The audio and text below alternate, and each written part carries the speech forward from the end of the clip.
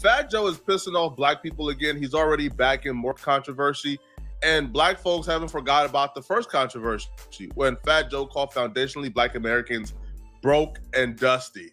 This time around, the new controversy is centered around his new podcast with Jadakiss. While explaining why he started this new podcast with Jadakiss, Fat Joe decided he was going to take shots or take aim at the current state of hip-hop media, which is comprised of mainly black folks. Fat Joe decided he was going to take the place of authority in hip-hop media when discussing with Jada why he started a podcast.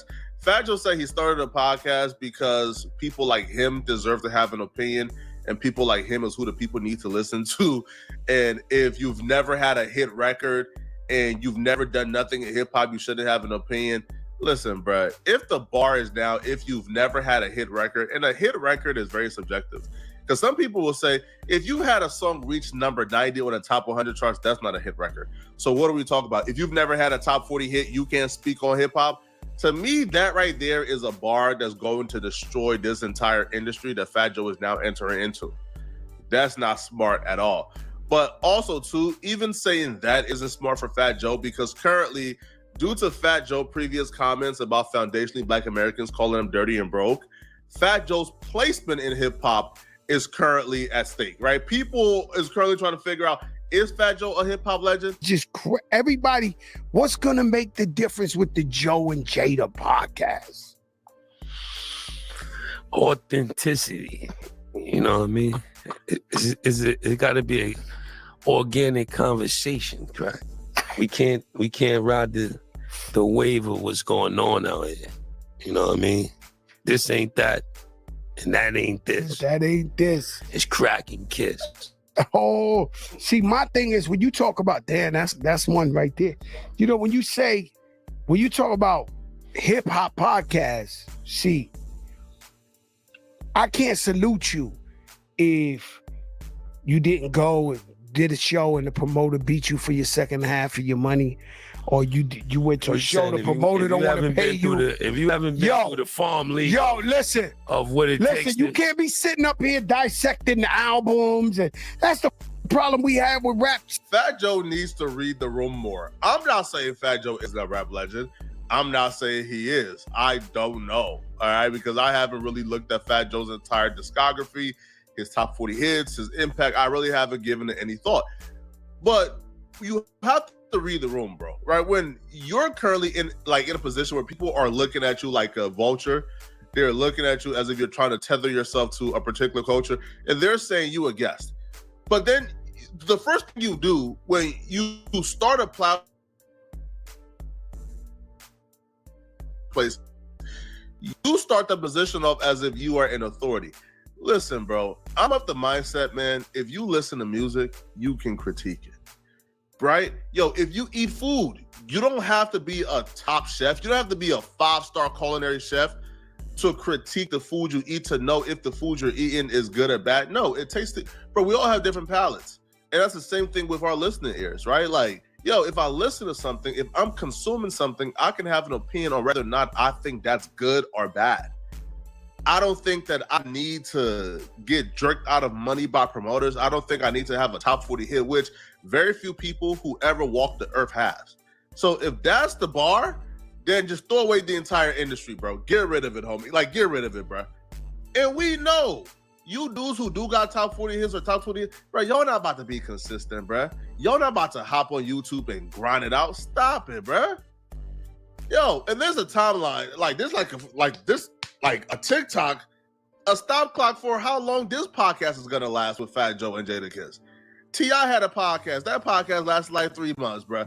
Fat Joe had another venture. That lasted like 2 months. Jada ain't never done this before like that. So when we know y'all not about to be consistent, we know, like, this is not y'all life. So to come in the industry, to come in hip-hop media, and to automatically start chastising the people who lay the groundwork that you're currently walking on, like, to me, it's crazy, and it's not reading the room. Since the beginning, since the source mics and all this, it's like, yo, you ain't even played a game. You see, the reason why we love TNT so much with Chuck and Shaq, these are legends. They played the game. They know the ins and outs. When it comes to Jada and Joe, fucked over. We done won. We done had moments. We done had anthems. We know the game. We done got beat by the promoters. You ain't really been real unless they sick pit bulls on you when you try to get your second half of money. Or you got to beat up a promoter and take the money in quarters. You know what I'm saying? Or you get kidnapped in Africa. We need our money, right? We need our money. So I'm going to take my it in money quarters. and I need it now. You know what I'm saying? So I'm going to get my... So when I see these certain guys commenting, never had a hit record, never had an album, never... I'm like, to me, they're not qualified. You know, When they put these mics in front of people, they lose some people just get caught in the moment and say dumb.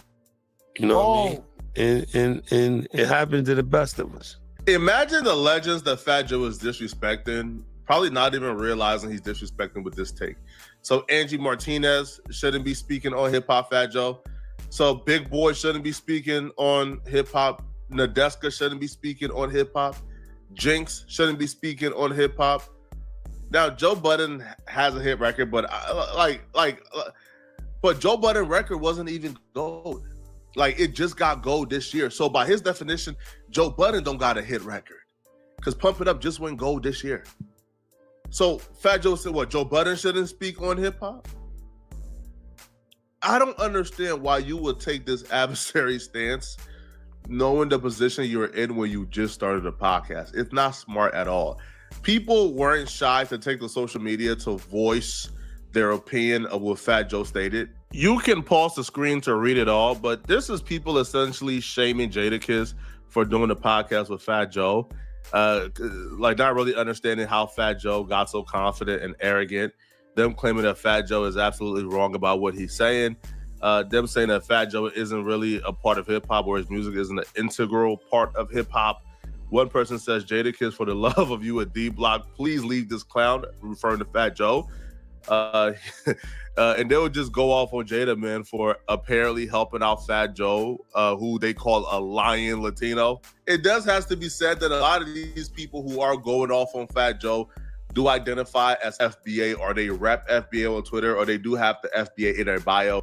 So a lot of these people are people who already had issues with Fat Joe. So I don't think it will matter exactly what he said. They would have went off on him nonetheless. But this is just Fat Joe opening himself up for more critique and more criticism. I don't understand why he did it at all. Now, I'm not faulting Jadakiss for getting a bag to do a podcast with Fat Joe. I don't even think, is Jadakiss an FBA? Because one thing about FBA is they always say, yo, you could tell who's FBA by the hairline. Jadakiss has an African hairline, right? If we're being honest, or the hairline that people associate with Africans. That's not necessarily true. Yeah, but Jada has that hairline. So I don't know if Jada is FBA, or, you know, if he's an out-of-code tether, who knows? But yeah, I don't feel like Jada should be blamed for taking a bag for doing a podcast with Fat Joe. A lot of other people would do the exact same thing if they had the opportunity to. Now, one person in particular who thinks it's severely unfair for Fat Joe and Jadakiss to be doing a podcast, to be like starting a platform and taking away from other people who are really doing it, who aren't celebrities, is our good friend Hassan Campbell. Here's what Hassan Campbell had to say about Fat Joe and Jada starting a podcast and Fat Joe initial comments. I only got one problem with it. Back when, back a couple of years ago, YouTube tried to take the check mark from the content creators, and the content creators flipped. So they left us with our check mark. Now, the word celebrity means those who are famous. So when you look at, and I know some of y'all don't like it, but content creators is taking over. It's killing. The rap game is over with.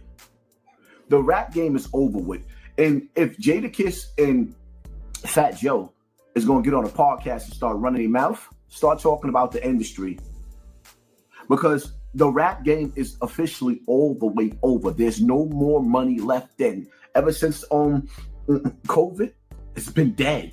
He's not lying. A lot of these rappers are hopping into streaming now, or hopping into media when media was just corny, because to them, this is like a give fast money glitch, right? Like, they already have huge built-in audiences.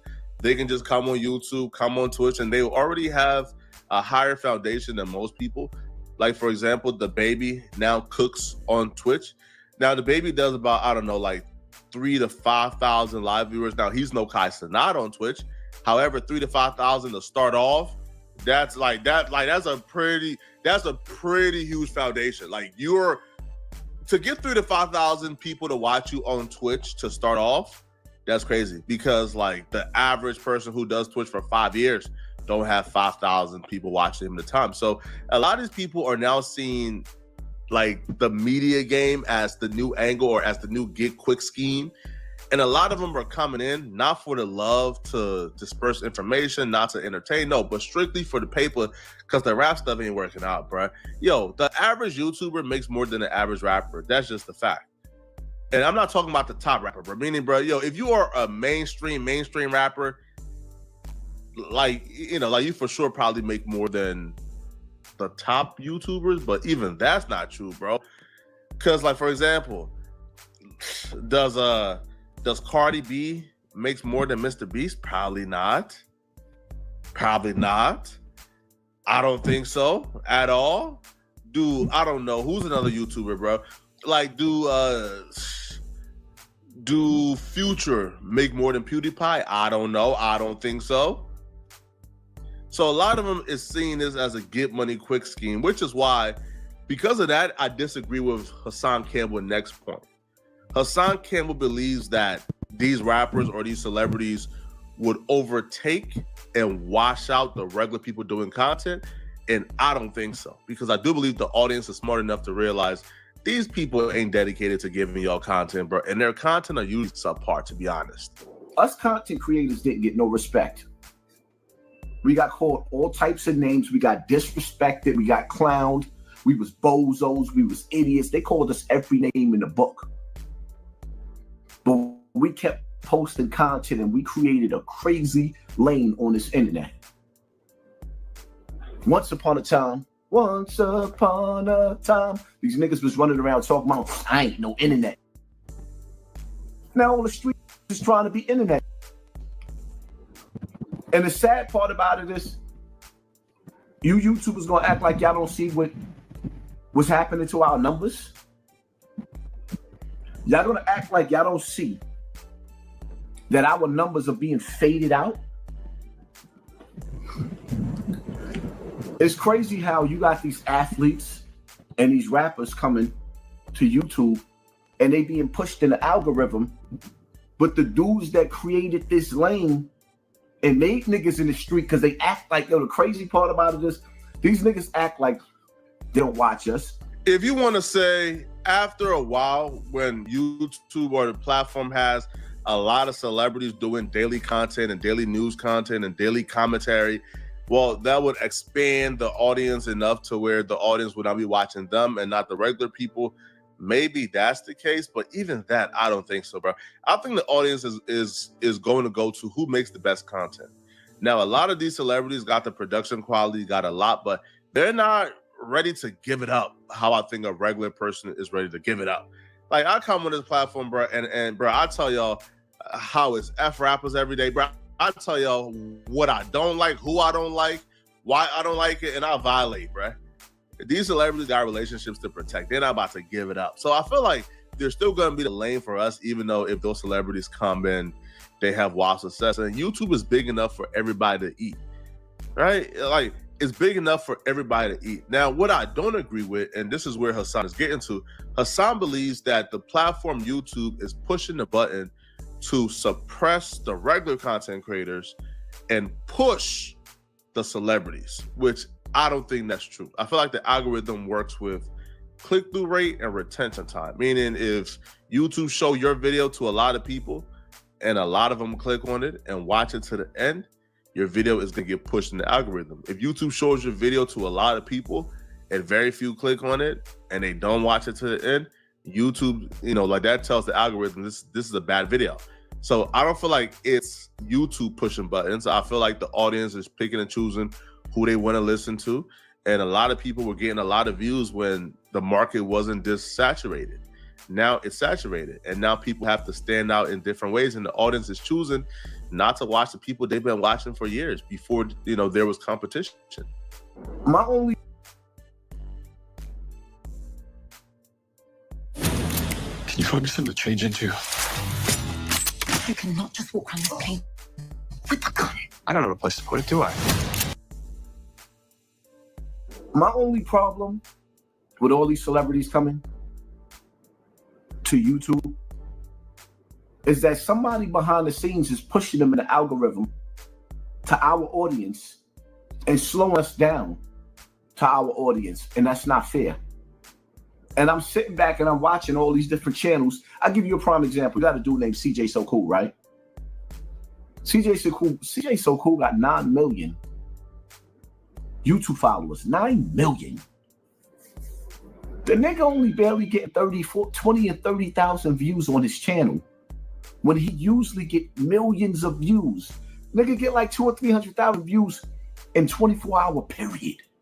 Now they got the nigga, a dude with 9 million subscribers getting 20 million views. I mean, 20,000 views. That's insanity. It's insanity. I usually get 100,000 views every video for years. I slowed down. They started messing with me in the algorithm.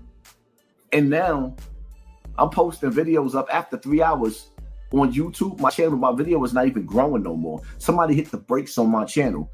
What Hassan is speaking on isn't totally crazy, because YouTube has admitted there are certain mechanisms they have in place to make sure that, you know, that you don't show up in the search results. But I don't feel like that applies when it comes to CJ So Cool or Hassan. With CJ So Cool, he has other reasons for why his channel isn't really doing as well as it used to. His family broke up, the fan base separated, he acquired a lot of people over a certain time. He amassed a lot of followers with like YouTube Shorts. YouTube Shorts don't watch long form content. It's a lot. With Hassan Campbell, I just think is, yo, in 2016, 2017, when like Hassan Campbell was doing those numbers, or 2018, when Hassan was doing those numbers, that was a time where the market really wasn't saturated, bro. Like the only people who was really on YouTube doing hip hop commentary, you had academics, you had Relatable Oddball, which is my guy. I want him to come back. I feel like the culture needs Relatable Oddball. You had Diamonds Live. Yeah, that was about it, to be honest, bro. Right? So when you are somebody who came in with something completely new, you were the street dude who's anti-streets. Well, that message, like captivated a lot of people because you was a breath of fresh air. You was different. But now you have 1,000 street dudes say the same thing and doing the same thing. So now, guess what? The market is saturated. And, like your 100,000 views that was concentrated only on you because you were the only one doing it is now being spread thin to a lot of other creators. And that's what I believe is currently going on. But y'all let me know in the comment section, what do you guys think, okay? Do you guys believe that Fat Joe is right? That if you don't have a hit record, you shouldn't speak on hip hop?